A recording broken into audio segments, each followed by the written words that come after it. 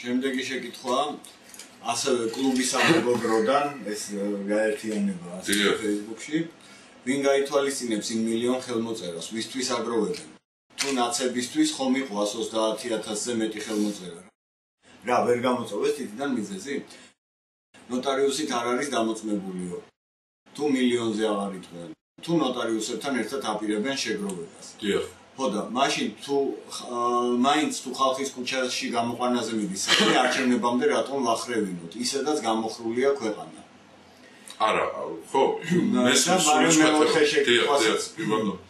ოთხ პუნქტად არის თბილისი რომ წართმეული ქონდათ მიშაზე რატომ არ გაიფორმეს ანუ უდარი უგულავაზე რომ გადაეტანა უცებ რა სიტყოდა უგულავა ბათუმში ვარ ესეც ხომ თბილისიაო მიშა ხომ მაგას ამბობდა თბილისში რომ ვერ ჩნდებოდა ბათუმით საქართველოა და მეც საქართველოს პრეზიდენტი ვარო მარტო თბილისი კი არა ხოდა თბილისი რომ გაეფორმებინათ რამხელა სტიმული იქნებოდა საქართველოსთვის დამთავრდებოდა თუ არა მიშა ვერ მოიფიქრეს თუ არ გააკეთეს ძალიან კარგი შეკითხვა არის ჩემო ბატონო სახელი კი ბატონო არა აბსოლუტურად სწორია და აი ზუსტად მაგ შეცდომებზე საუბრობდი მე რომ ვერ გავაფორმებ ჩვენს იმიტომ რომ საკმაოდ ჭრელი იყო პოლიტიკური სპექტრი მე გეტყვი გულახდილად ჩვენ არ ვიყავით შეთანხმებული შედეგს სამწუხარო ესა მე გეუბნებით გულწრფელად თავარი შეცდომა მაშინდელი ოპოზიციის იყო რომ კი ეს იყო გაერთიანება მაგრამ ეს არ იყო საერთო მიზნისა და შედეგის გარშემო ეს იყო კონგლომერატი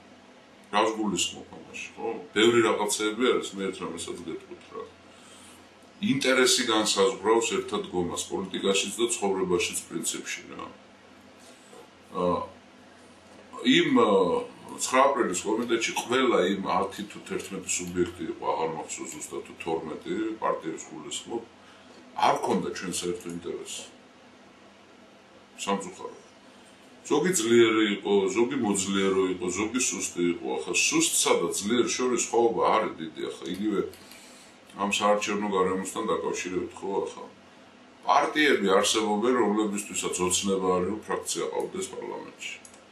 ეს ფორუმისთვის ოცნება არ არის. ფორუმის ოცნება არის, რომ შევცვალოთ ხელისუფლება. ამიტომ ინტერესი განსაზღვრავს ახლა ზოგ პოლიტიკოს უნდა რომ სააკაშვილი გაუშვას ხელისუფლება და ზოგ პოლიტიკოს უნდა რომ ტელევიზორში გამოჩნდეს და მისმა ცოლ-შვილმა დაინახოს. ჩვენ ვერ გვექნებოდა საერთო ინტერესი. აი ეს განსაზღვრავს ამას ხო? კიდევ ბევრი რაღაცები განსაზღვრავს. გეთანხმებით ჩემო ბატონო.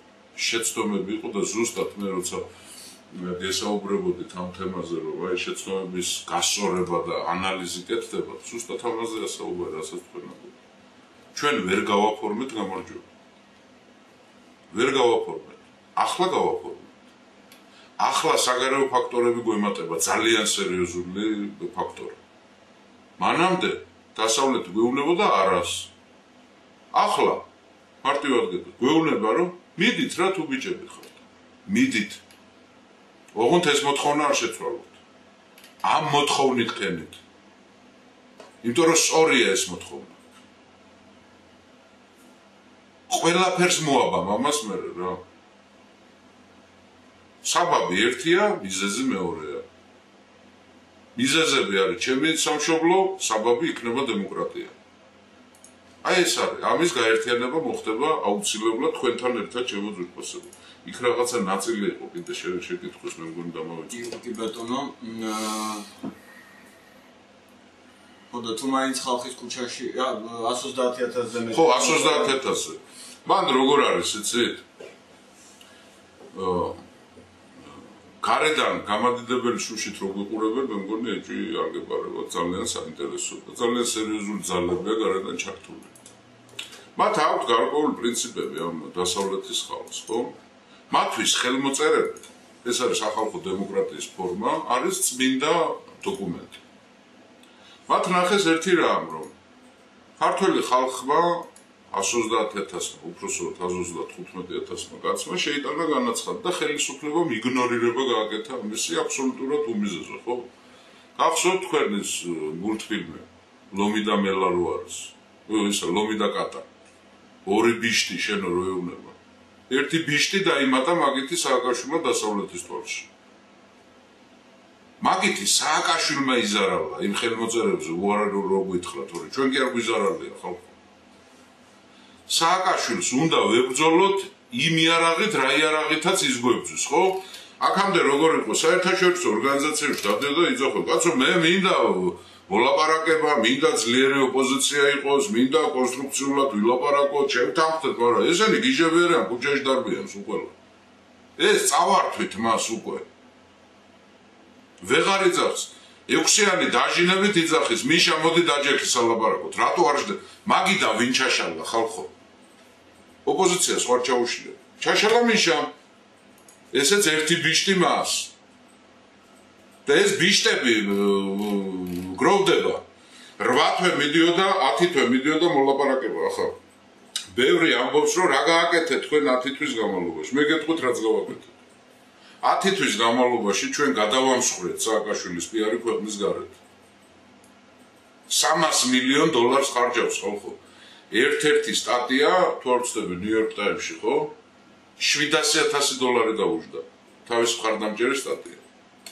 უკაპიკოდ გადაუმსხვრეთ მას საზღვარგარეთ ის იმიჯი, რომ ისაა დემოკრატი და ჩვენ ვართ კაცჭამეები. ეს აღარ აქვს უკვე მას.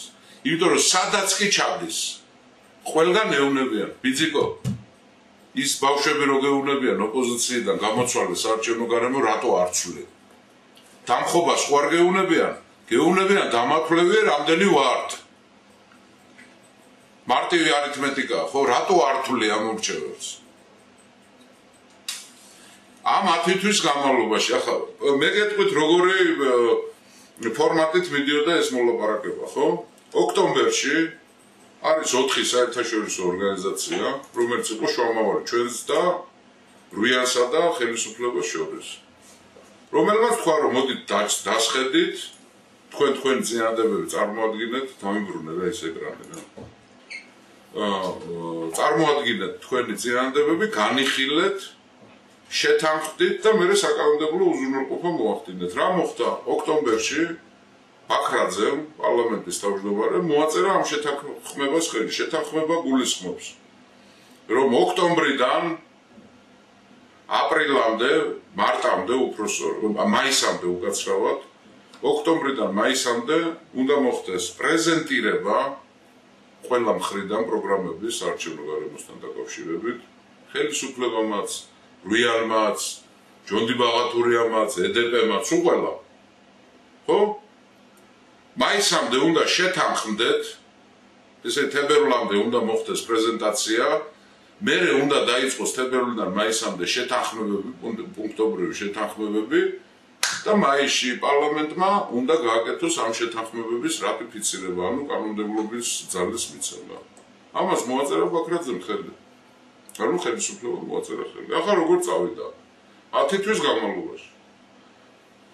წინადადებებს წარადგენდა მარტო ხელისუფლის ოპოზიცია, რუიანი და ხელისუფლება იძახოდა არა, ეს გინდა არა, ეს გინდა არა, ეს გინდა არა, აბა შენ რა გინდა? არ ვიცი. დაარღვია ეს შეთანხმება, რომელსაც შუამავალი ყავდა 4 წამყვანი საერთაშორისო ორგანიზაცია, დაარღვია ხელისუფლება. ესეც კიდე ერთი დიდი ბიშტი მიშას. აი ეს გაკეთდა ამ 10 თვის განმავლობაში. ანუ მთელმა მსოფლიომ, ვინც დაინტერესებულია ამ საქმით, ნახა რომ ჩამშლელი პროცესის ოპოზიცია კი არ არის. ჩამშლელი პროცესის არის ხელისუფლება. და ამ 10 თვის განმავლობაში საერთაშორისო მხარდაჭერა რუიანმა და 6-იანმა კი არ მიიღო. ამ პროცესმა მიიღო. და ამიტომ იყო უდღეური მცდელობა, რომ შემოაგდეს რაღაცა დოკუმენტი და უნდათ გაეფორმებიათ ახლებთან და ქრისტიან დემოკრატებთან, რომ აი ძმაო შევთანხმდეთ, ხო? მორჩა ვერ გააფორმეს, იმიტომ რომ არავინ არ აღიარა ეს შეთანხმება. აი ესა გვაქვს ახლა ჩვენ. ახლა რა ჭირდება ამას? შემოდგომაზე ამას ჭირდება ის მეოთხე ფაქტორი, რასაც ქვია სამოქალაქო მხარდაჭერა. ხო? ანუ 4 პირობა, 2 მოთხოვნა, საგარეო მხარდაჭერა, პოლიტიკური პარტიების მნიშვნელოვანი ნაწილის კონსოლიდაცია, ეს უკვე არის, გვაქვს, ხელში გვაქვს. 2 მოთხოვნა არის, საერთაშორისო მხარდაჭერა ამ მოთხოვნაზე არის და 6-იანი უკვე ვყალიბდებით, როგორც პოლიტიკური ალტერნატივა. დარჩა ერთი რამ, თქვენი მხარდაჭერა, ჩემო ძვირფასები. და დამთავრებულია ეს ამბავი. დამთავრებულია. ვერაფერს ვერ უპირისპირებს ამას. ამას ის უპირისპირებს 26 მაისს უნდა დაჩეხოს ხალხი და მაქსიმალურად ცდილობს, რომ ჩვენ კიდე გამოვცვლიდეთ ქუჩაში. ის სააკაშვილის შანსი იყო. ამიტომ იყო შეცდომა. წაგებულ ბრძოლაში არ უნდა წახვიდე. რუსთაველზე აღარ უნდა ეჭიდაო სააკაშვილს, იმიტომ რომ გერევა ხო უნდა გავიგოთ ეს საკაცო. რუსთაველის გარდა საქართველოში უნდა მოვიგოთ. ეს რა არის? 3500 უბანი არჩევნების დღეს არის ჩვენი ბრძოლის ველი. ორჩა და გათავდა. აქ არის ხალხის მხარდაჭერა აუცილებელი, ხმები უნდა მივიღოთ, მილიონი ხმა იგებს არჩევნებს. და პოლიტიკურმა პარტიებმა და იმ 6-ანმა თუ ვინც ვიქნებით თუ როგორც ვიქნებით, უზრუნველყოფა უნდა გავაკეთოთ, ორგანიზება უნდა გავაკეთოთ ამ ხმების დაცვის. ოღონდ თქვენთან ერთად ჩემო ძვირფასები. ცალკე ვერაფერს ვერ ვიზამთ. როგორც ხალხი ვერაფერს ვერ იზამს მარტო, ისე პოლიტიკოსები ვერაფერს ვერ ვიზამთ მარტო. აი ეს არის გამარჯვების ძალიან მარტივი კი არა, ლამის პრიმიტიული ფორმულა. და როცა ადამიანი გეუბნება, რომ ვერ გავიგეთ 6-ანს რა უნდა. ხო გასაგები არის ახლა რაზედაც ვისაუბრებ. ორი მიზეზი აქვს გაუგებრობას. ამ რიყვი ხარ და ვერ გებულო. ან არ გინდა გაიგო. და სხვა რაღაცა გამოძრაობს. აი ესა. ანიდა ხო ამ საქმეს. შემდეგი შეკითხვა გუგასგან. უკვე არაერთი წელია ფორუმისა და პერსონალურად თქვენს ჩემი და ჩემი საახლობლოს ყურადღების ცენტრში იმყოფებით. არაერთი მნიშვნელოვანი პრობლემა და მისი გადაჭრის თქვენებური გზა გაგიხმოვანებიათ. თუ არ ხდებით სამწუხაროდ სოციალურ თემატიკას კუთვნილ ყურადღებას ან ვერ ან არ უთმობთ. რატომ? სწორი შენიშვნა გუგა ბატონო ნამდვილად რა. მაგრამ მე მინდა სწორად გამიგოთ რა. ეროვნული ფორუმი არ მიეკუთვნება იმ პარტიას, რომელსაც აუცილებლად გეგმა აქვს, რომ კვირაში 3 ბრიფინგი ჩაატაროს. არა ვარ ჩვენ ასეთი პოლიტიკური ორგანიზაცია, შეიძლება ეს არ არის სწორი, მაგრამ ისე ვიმეორებ, არ ვარგა ეს ჩვენთვის არასაკმარისია. ჩვენ უნდა ვთქვათ რა ვარგა. ჩვენ გვესმის ძალიან ღრმათავარ დარწმუნებული ეროვნულ ფორუმს, ყველა სოციალური პრობლემა. ყველა არასოციალური პრობლემა და დაწყებული ტერიტორიული მთლიანობიდან დამთავრებული საწვავის ფასი ეს მთლიანად განსხეულებული არის ერთ ადამიანში, ეს არის მიხეილ სააკაშვილი. ვერც ერთი ვერ გადაწყდება ჩემო ძვირფასები. ასე ცალკე მიმართულებებით. მე ვარ ამაში დარწმუნებული. როცა ამდენი პრობლემა გვაქვს, აი გამოსავალი როგორ უნდა ვნახოთ. ამ პრობლემის სათავე უნდა მოვძებნოთ. და არა კუდი. ხო? სათავე ამ პრობლემისა შვიდად წყნარად უნდა დავასხვნათ. არის ნაცმოძრაობა. ნაცმოძრაობა უნდა გაუშვათ.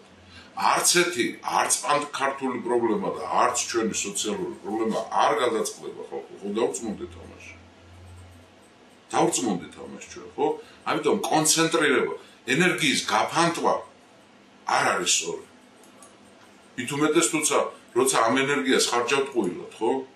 ვერ უშველი ახლა მედიცინას, ვერ უშველი ახლა ტერიტორიების დაბრუნებას, ვერ უშველი ტორვილებს, ვერ უშველი ქართულ ეკონომიკას, ვერ უშველი მას რა ქვია, ქართულ სოფლის მეურნეობას ცალ-ცალკე, იმიტომ რომ ვერ უშველი.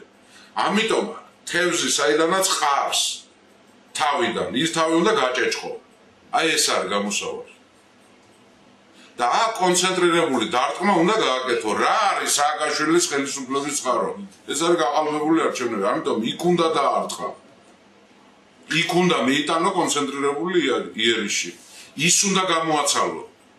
სააკაშვილი დგას ზუსტად იმ ოცლარიან ხალხზე. აი ის უნდა წაართვა.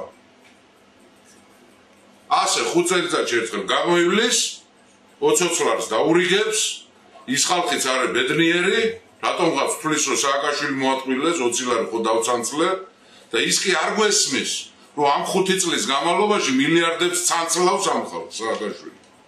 ეს მიზეზ შედეგობრიობა უნდა დავაკავშიროთ ერთმანეთთან. მე ვაკავშირებ ამას ხოემის რა ქვია ხორცის ფას და ბაგრატის ტაძარში მეფეთა საძვალეში ბულდოზერების შეყვანა არის ერთმანეთთან კავშირში. ბაგრატის ტაძარში მეფეთა საძვალეში წმინდა ადგილზე ბულდოზერებს რო პრეზიდენტი შეიყვანს და ხმას არ ამოიღებს არავინ, ის მერე ხორცაც გაგიძვირებს. ეს არის ერთმანეთთან კავშირში. აი ეს არის. ამიტომ სოციალური საკითხები, რა თქმა უნდა, ეს წამოსაწევი არის გეთანხმებით უცილობლად გუგა ბატონო და წამოიწევა ესეც. თქვენ ალბათ მიაქციეთ ყურადღება, რომ საარჩევნო ახალი ფორმულა დაიდო და საბრძოლო გეგმა ექვსეულის, ხო, ქართულ საზოგადოებასთან ერთად. საარჩევნო გარემო უდრის საარსებო გარემოს. იმიტომ ის საარჩევნო გარემო ადამიანისთვის არ არის მომხიბვლელი, თუ მან არ დაინახა, რომ ის უკეთესად იცხოვრებს. აი ეს არის აბსოლუტურად გეთანხმებით და იქნება ეს აუცილებლად. თუმცა არა უაზრო პრესკონფერენციები. ლალი ლომაშვილს აინტერესებს თქვენი აზრი კონსტიტუციური მონარქიის შესახებ. მე ვარ ძველი მონარქისტი, დანახშირებული მონარქისტი ვარ, მაგრამ ამ ეტაპზე და უახლოეს პერიოდის ეტაპზე მე ვერ ვხედავ ამის არც საჭიროებას ვხედავ. მე ასე მიმაჩნია, მონარქიამ კი არ უნდა გადაარჩინოს საქართველოს. საქართველოს ჯერ თვითონ ფეხზე უნდა დადგეს და მერე გვირგვინად დაიდგას ეს თავში. თორე ახლა შენ რო ტახტის მემკვიდრე ჩამოატარო ჩვენ შენ ქვეყანაში, ვიღაცა ქვას ესვრის და გაუტეხავს თავს. არ არის ეს მშიერ ქვეყანაში მონარქიაზე ლაპარაკი არ შეიძლება. ჯერ ხალხი უნდა დადგეს ფეხზე. იმის არ იყოს, ხო, ვეფხისტყაოსანი არ არის მშიერი კაცის დაწერილი. ვეფხისტყაოსანი დაწერა მაძღარმა ფეხზე დაყენებულმა საქართველოს. ქართველები როცა კარგად ცხოვრობთ, მაშინა ვართ მაგრები, თორე როცა შია ქართველს ძალიან საწოდავი არის და ვერაფერს ვერ ქმნით ჩვენ მაშინ. ოქროვანი ხანა რატო იყო კულტურის აღორძინება, ხო, ქართული კულტურის? იმიტომ რომ ბედნიერად ცხოვრობდა. გლეხ კაციც კი უბედნიერად, თქვენ რო ნახოთ არქეოლოგები ნახულობენ ხოლმე იმდროინდელი მე-12-მე-13 საუკუნის ევროპაში სამარხები იხსნება ამ დიდარი ადამიანების და გლეხებისაც, ხო? ერთი თავით მაღლა არის ჩვენი გლეხკაცების ცხოვრების წესი. გლეხის ქალებს აქვს ძივები ესე ჩატნეული იმაში საფლავში, ესე ძივი, ბიჟუტერია, ეს უკვე სულიერი მოთხოვნა, ის კმაყოფილად ცხოვრობდა უკვე. და ამის სიმდიდრეც ჰქონდა, რომ ვერცხლის საყურეები ჩაეტნევიებიათ იმისთვის, გლეხის ქალისთვის საფლავში. დღეს ხელს მოგაჭრიან, ვერცხლი უნდა გინახონ ხელში. ხო? ეს არის ჩვენ გვინდა ეკონომიკური აყვავება და ხანგრძლივი მშვიდობა, არც მეტი არც ნაკლები. ახლა მარადიულ მშვიდობას თუ ვინმე შეგვირდებათ, არ დაიჯეროთ, მაგრამ საქართველოს სჭირდება ხანგრძლივი მშვიდობა და ეკონომიკური აყვავება. ამას სააკაშვილი ვერ იზამს ხალხი. დეპრესიულ საზოგადოებად გვაქცია ხო ნახეთ. სუშიშებში ვართ, ფობიებში ვართ, არაფერი აღარ გვიხარი. ქუჩაში, ბეჭებში გაშლილ ქართველს აღარ ნახავ. სუფრებზე აღარ მღერი ვართ, თუ დაუგვირდით თქვენ. აღარ არის მე ჩემ ბავშვობაში ჩამოვივლი და ეს ძველი უბნები განსაკუთრებით ვერარო იყო, სოლოლაკი რო იყო, ჩამოვივლი ქუჩაში, ფანჯრები ღია იყო, ვიღაცა ფორტეპიანოზე უკრავდა, ვიღაცა ვიოლინოზე უკრავდა. გესმით ეს უკვე აღარ გვესმის. ვართ გათითოკაცებული, აუცილებლად ცუდი თვალებით უყურებთ ერთმანეთს. აუცილებლად ერთმანეთი სულ გონია მოღალატეები, გამყიდვლები, ჭორს უფრო გასავალი აქვს ვიდრე მართალს ამ ქვეყანაში. ჭორი არის გაზეიმებული აქ. მართლის გარკვევა აღარ გვინდა. ამაზე დგას ის სააკაშვილი. გაუმართლებელი პრეტენზიები რო გვაქვს ქართველებს ერთმანეთის მიმართ, ზის და ხარხარებს ეშმაკი რა.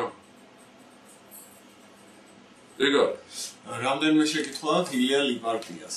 მოისაზრებთ თუ არა რუსეთს როგორც საქართველოს მტერს? ეს ერთი შეკითხვა.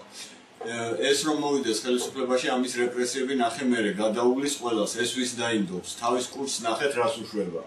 ეს იგივე თქვენზე. მე ხო არ ვიცი ახლა ჩემგან დაჩაგრული ადამიანი არ დადის ხალბატონო ლია და არა ილია ხო ბატონო ილია თქვენ თუ მოძებნით კაცს ან ქალს რა მნიშვნელობა აქვს რომელიც გეტყვით რომ გუგა სანიგიძე სისხლი დამალევიაო კი ბატონო ჩემგან გაუბედურებული ადამიანი არ დადის რატო ხართ ასე აგრესიულად განწყობილი?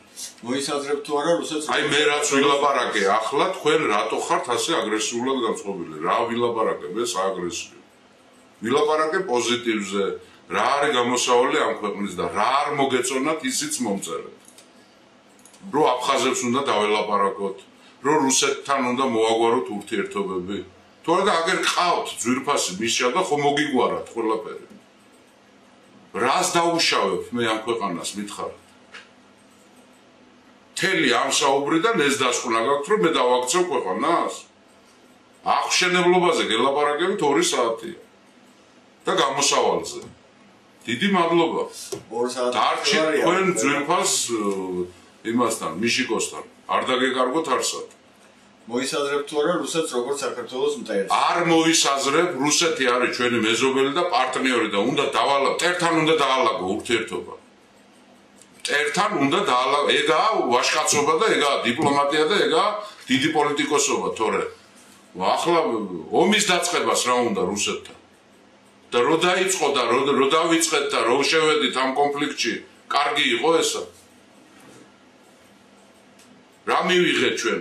კაცი ყავთ პრეზიდენტად ბატონო ილია, რომელმაც 150 დაკარგულ ქართულ სოფელზე თქვა რა მოხდა, მე რამოდენიმე სოფელი დაიკარგა. აი ეგეთი კაცი ყავთ და მე ღამე არ ამძინავს. არჩევანი თქვენზეა რა, ღმერთმა მშვიდობაში მოგახმაროთ ეგ მიშიკო რა. კაცი დამწუხრებული თუ გინახავთ რამეზე. დამწუხრებული თუ გინახავთ რამეზე სააკაშვილი.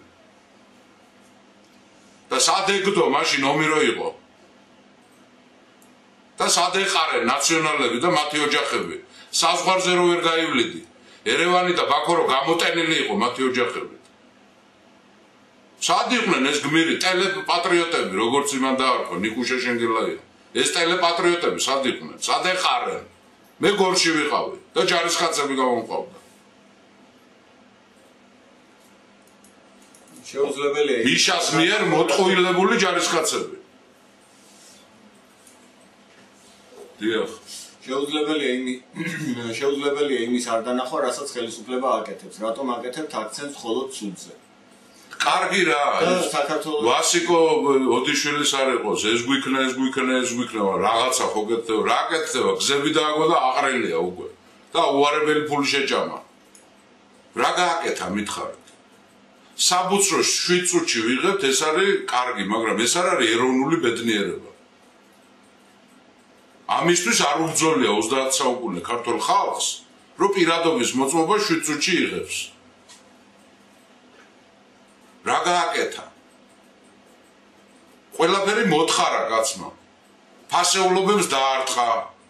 გეუბნება რომ ასეთი როგორიც ახარ ქართველო არ ვარ გიხარო, უნდა გადაგასყოფეროს, უნდა გაგასინგაპურო გეუბნება.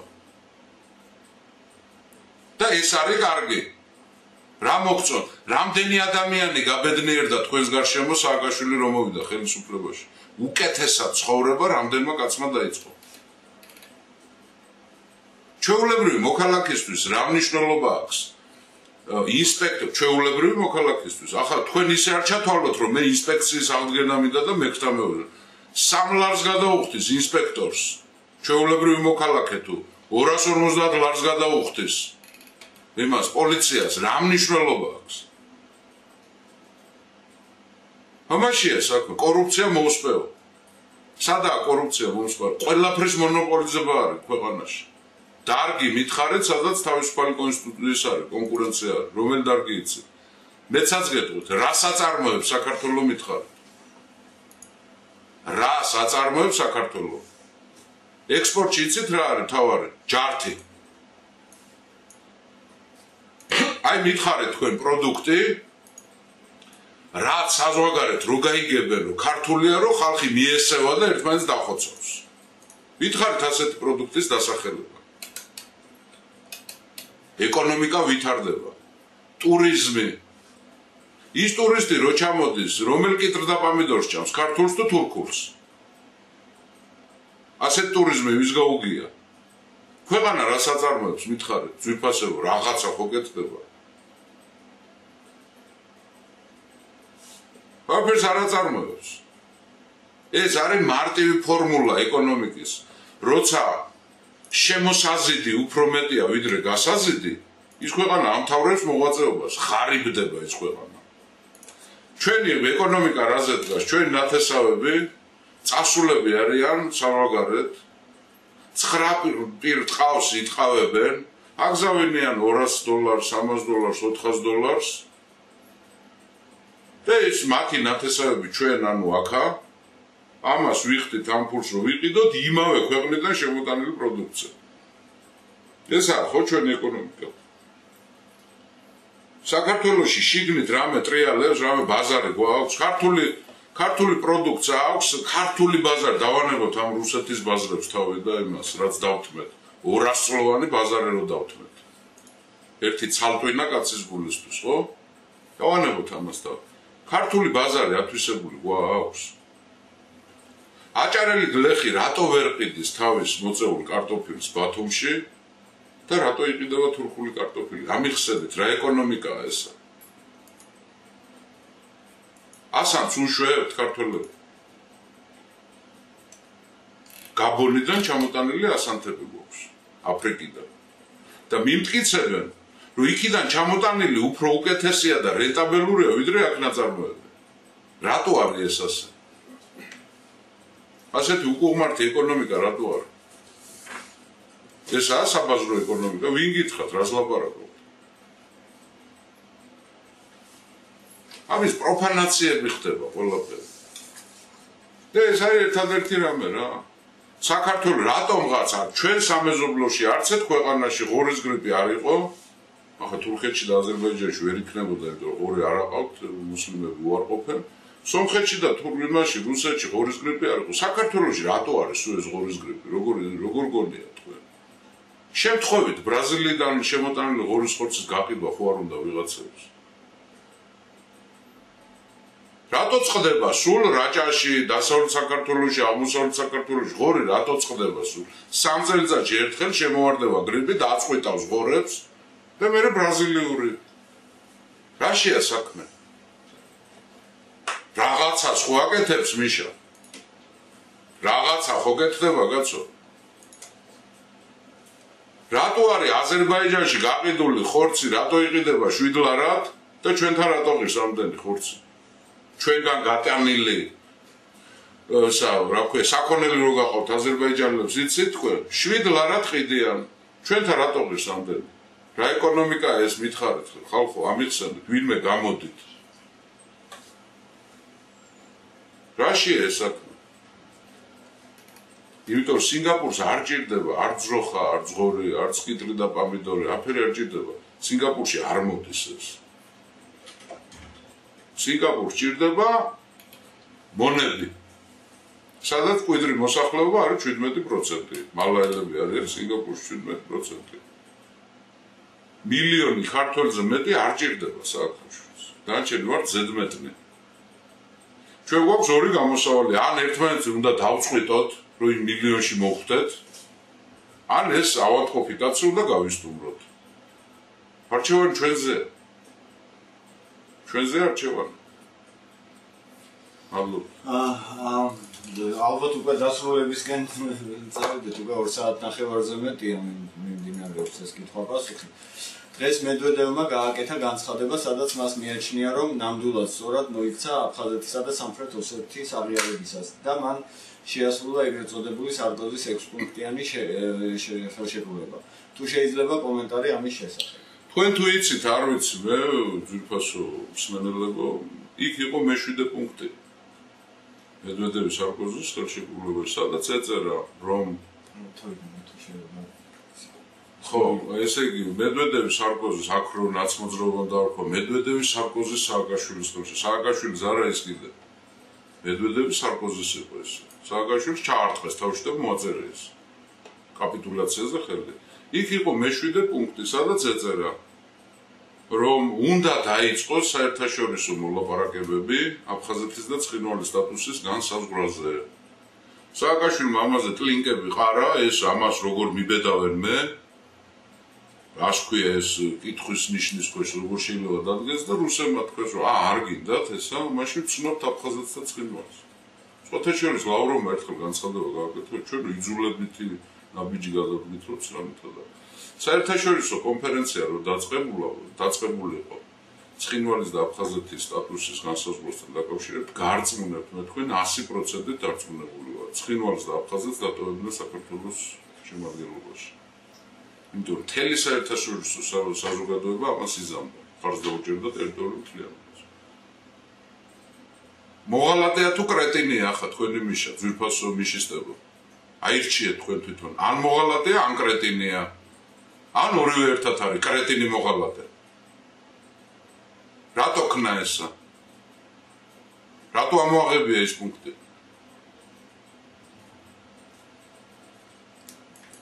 და ბოლო ალბათ დავასრულოთ ამით.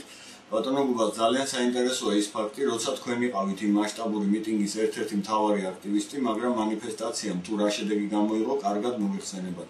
ძალიან ბევრი ადამიანი დარჩა კითხვის ნიშნის ქვეშ, თუ რატომ და რამ გამოიწვია ესე ამდენი ადამიანის ვერ გამოყენება. ეს არასწორი ლიდერობა და არასწორი გაძღოლა იყო? ეთანხმებით, თუმცა ერთ რამესაც გეტყვით რა, მარტო ჩემი გადასაწყვეტი და ეროვნული ფორუმის გადასაწყვეტი არ იყო ეს. და ჩვენი გადასაწყვეტი ყოფილიყო მარტო. ჩვენ მქონდა ერთი ხმა აი იმ კომიტეტში. 4-ჯერ დავაყენეთ ეროვნულმა ფორუმმა, რო იცოდეთ. და კიდე ბევრი რაღაცები. ეს ალბათ იკოდრომზეა. დიახ, და აპრილებშიც. 4-ჯერ დავაყენეთ ოფიციალურად, რომ მეორე კერა გაგვეჩინა საქართველოში პროტესტის ბათუმისთან დაკავშირებით. 4-ჯერვე ჩაგვიგდეს. არ იყო ეს ჩვენ. მე როცა გეუბნებით, რომ გადაწყვეტილების იღების მექანიზმი არ იყო იქა შემუშავებული და შედეგზე არ ვიყავით ორიენტირებული, ამას გულისხმობ ზუსტად. ეროვნულ ფორუმსაც და ნებისმიერ სხვა პარტიასაც, თუნდაც სუსტსაც თითო ხმა ჰქონდა. გენჯის ყრაზე რომ მიდიოდა, გენჯის ყრაზე გეთხოვდა როგორ უმრავლესობა რას უჭერდა, მაგრამ არ გვიჭერდა მხარს. თქვენ თუ გახსოვთ, გაგახსენებთ, ახლა მე 9 აპრილის აქციები რო დაიწყო. ეროვნული ფორუმი როდის შეუერთდა ამ 9 აპრილის აქციებს? 8 აპრილს. წინა დღით შეუერთდით საღამოს. თბილისის კონფერენცია ჩავატარეთ. იმაში კალათბურთის დარბაზში 8 აპრილამდე ჩვენ მქონდა მოლაპარაკება ჩვენს პარტნიორებთან კომიტეტში 9 აპრილის კომიტეტში. მეკითხებოდი, შეკითხვები მქონდა. იმან რო გამოყვავს ეს ხალხი, ვიცით მე რას ვაკეთებთ? მოიცადაც ორ კვირაში გაიქცევა, მიშა, ნუ იცით თქვენ ამ ფორუმელებმა ყველაზე ჭკვიანები რო ხართ, რო გონიათ თავი. გაიქცა მიშა. გაგრძელებაზე არ შევთანხმდით. მერე სულ ფორუმი იყო სულ იმასა, სასწრაფო დახმარებასა. არ იქა ფორუმი გვიშველე რაცხა გეგმა მოგვეცე. ივცევდით გეგმას, გადასარევ გეგმა უი რა გაია და მე სხვა რაღაცებს აკეთებდი. ასე იყო ეს. სტადიონიდან ეკლესიაში არ უნდა წაგვიყვანა ხალხი. სხვა გეგმა ქონდა ჩვენ დადებული. არ მოეწონათ, იმიტომ რომ იმას შრომა ჭირდებოდა. და ქართველები ხომ მიჩვეული ვართ მოკლეზე მოჭრას. მე ხო შენზე უკეთესად ვიცი ყველაფერი, შენ რა იცი. და გამოგდეს უკუღმა ყველაფერი. ასე იყო ეს, სამწუხარო იყო, მაგრამ მარტო ფორუმის გადასაწყვეტი იქ არ იყო. მადლობა. ეს მე მგონი კარგი სიახლეა და ალბათ ტრადიციათაც დიდი სიამოვნებით. მე მინდა მადლობა გადაგიხადოთ ყველას გაძლეებისთვის ეს 2 საათნახევარი გამიძელეთ.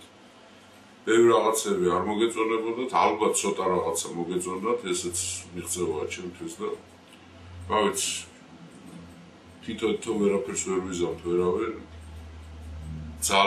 ძალა არის ამაში. ხალხშია ძალა, სხვანაირად არ გამოდის, ოღონდ ხალხში.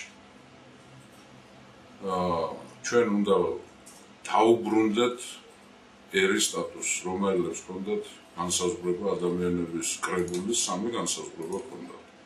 ყველაზე დაბალი არის ბრბო, მერე არის ხალხი და მერე არის ერი და სხვათა შორის ასეთი კლასიფიცირება ჰქონდათ მათ, რომ ბრბო არის მარტო დღევანდელობაზე ორიენტირებული, ხალხი არის ორიენტირებული დღევანდელობაზე და გუშინდელზე, ხოლო ერს აქვს 3-ვე კატეგორია: წარსული, ცაცხვოც და მომავალიც.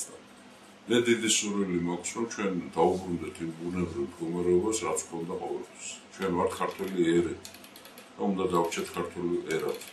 ეს არის ჩემი დიდი სურვილი და თხოვნა საკუთარ თავის მიმართ პირველ რიგში და მერე ყველას მიმართ. დიდი მადლობა გაძლიერებისათვის გაგრძელდება.